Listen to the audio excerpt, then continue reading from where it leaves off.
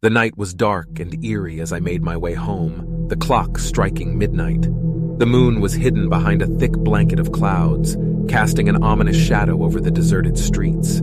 A cold breeze whispered through the trees, sending shivers down my spine. I quickened my pace, eager to reach the safety of my home. Every step seemed to echo through the silence, amplifying the sense of isolation that surrounded me.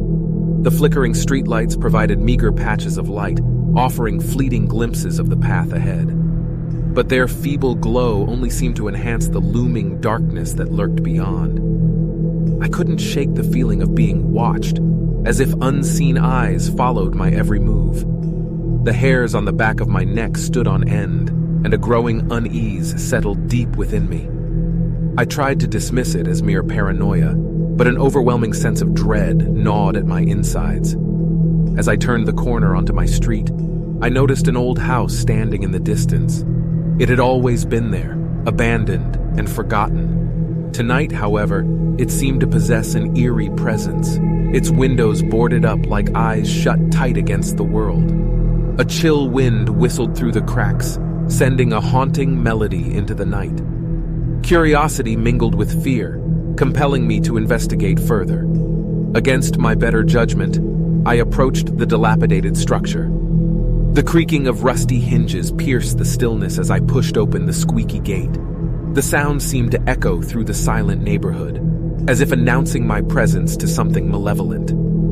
Inside, the air was thick with dust and decay.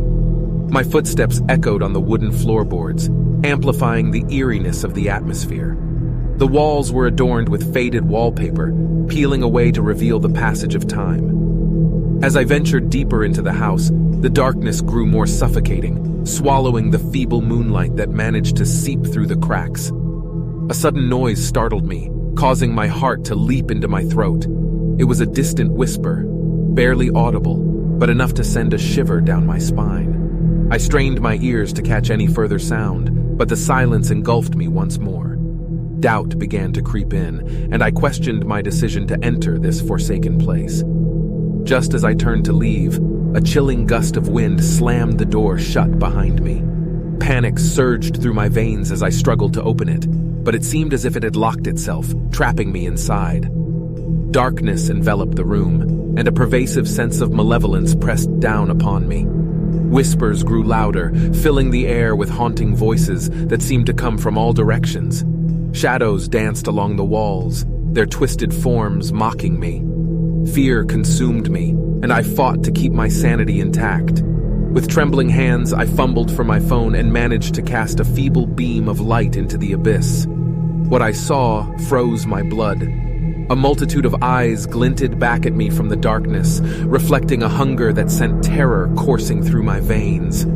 In that moment, survival became my sole instinct. I mustered every ounce of courage and sprinted through the house, crashing into objects and stumbling in the pitch-black darkness. The whispers followed, growing louder and more malicious, urging me to surrender to their nightmarish realm. Finally, I burst through the front door, gasping for air as the cool night breeze kissed my face. I didn't dare look back, fearing what awaited me in that forsaken house. I ran, fueled by fear, until I reached the comforting embrace of my own home. As I collapsed onto my bed, my mind filled with the horrors I had experienced. The midnight hour had revealed a hidden world, a realm of darkness and malevolence lurking just beneath the surface. And though I had escaped its clutches, I knew I would forever be haunted by the night I dared to venture home at midnight.